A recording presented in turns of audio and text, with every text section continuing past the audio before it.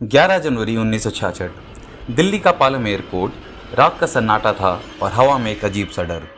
एक plane land करता है और उसमें से एक ताबूत यानी कॉफिन उतारा जाता है। देश के प्रधानमंत्री लाल बहादुर शास्त्री वापस घर आ चुके थे, लेकिन जब लोगों ने उनका चेहरा देखा तो सब दंग रह गए। उनका शरीर पीला नहीं नीला पड़ चुका था, उनका चेहरा सूजा हुआ था और उनके गले पर कुछ अजीब से कटने के निशान थे। ऑफिशियल रिपोर्ट ने कहा हार्ट अटैक, लेकिन शास्त्री जी की पत्नी ललिता शास्त्री ने सिर्फ एक शब्द कहा, जहर। ना कोई पोस्टमार्टम, ना कोई जांच, और जो गवाह थे वो हमेशा के लिए चुप हो गए। आखिर उस रात ताशकंद में हुआ क्या? इस मौत को समझने के लिए हमें थोड़ा पीछे जाना होगा। 1965 पाकिस्तान ने इंडिया पर हमला कर दिया। उन्हें लगा शास्त्री जी कमजोर हैं, वो क्या ही कर लेंगे, लेकिन उन्हें नहीं पता था कि ये आदमी फौलाद का बना है।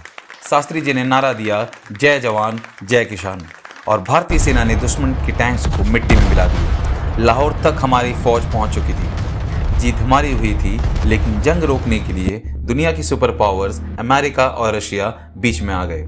शास्त्री जी को ताशकंद बुलाया गया समझौता साइन करने के लिए। 10 जनवरी की रात समझौता साइन हो चुका था, सब कुछ नॉर्मल था। शास्त्री जी अपने कमरे में गए, वो बिल्कुल ठीक थे। रात को उन्होंने हल्का खाना खाया और दूध पिया, लेकिन उस रात उनका पुराना रसोइया रामनाथ खाना नहीं बना रहा था। खाना बनाया था एक नई कुक ने, जन मोहम्मद। सोने से पहले उन्होंने दिल्ली फ़ोन किया। उन्होंने अपनी पत्नी से बात करनी चाहिए, लेकिन वो नाराज़ थी क्योंकि हाजीपीर का इलाका पाकिस्तान को वापस दे दिया गया था। उन्होंने फ़ोन नहीं उठाया। शास्त्री जी उदास हो गए।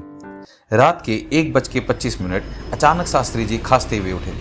उन्होंने अपने सीने की तरफ इशारा किया और थर्मस मांगा।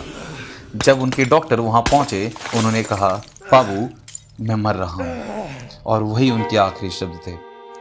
अब यहाँ सबसे बड़ा सवाल आता है, एक देश का प्रधानमंत्री विदेश में मरता है, लेकिन रशियन डॉक्टर्स ने पोस्टमार्टम क्यों नहीं किया? क्या वो कुछ छुपा रहे थे? जब बॉडी इंडिया आई तो घर वाले दहशत में थे। बॉडी नीली क्यों थी? गले पर वो कट कहां से आया?